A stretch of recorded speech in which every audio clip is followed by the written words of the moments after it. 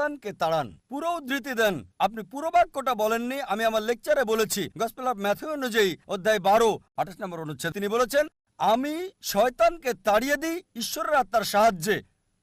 Gospel of look অধ্যায় 11 অনুচ্ছেদ 20, আমি শয়তানকে তাড়াই ঈশ্বরের আঙুলের সাহায্যে। এখানে বলছে না যে তিনি একা করেন, তিনি এটা করেন ঈশ্বরের সাহায্যে। এর মানে এই নয় যে তিনি ঈশ্বর।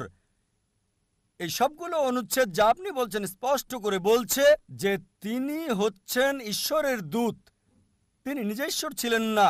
এ কারণেই আমি চ্যালেঞ্জ করেছি, আপনি পুরো বাইবেলে একটা মাত্র অনুচ্ছেদ দেখান যেখানে স্পষ্ট করে বলা যীশু খ্রিস্ট বা ঈসা আলাইহিস সালাম নিজে বলেছেন যে আমি ঈশ্বর, বা তিনি বলেছেন আমার উপাসনা করো, আমি খ্রিস্টান ধর্ম গ্রহণ করতে প্রস্তুত আছি।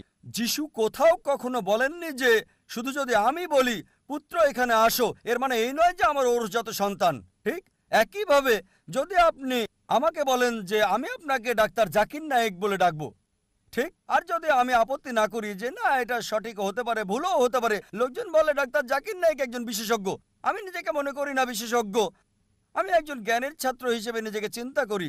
সুতরাং লোকজন আমাকে যদি বিশেষজ্ঞ বলে আর আমি নীরব থাকি, তার মানে এই নয় যে আমি গ্রহণ করছি। তারা আমাকে বিশেষজ্ঞ হিসেবে বিবেচনা করে, আমি নিজেকে বিবেচনা করি না। সবসময় নিজেকে জ্ঞানের একজন ছাত্র হিসেবে উল্লেখ করে থাকি, তালবে ইলম।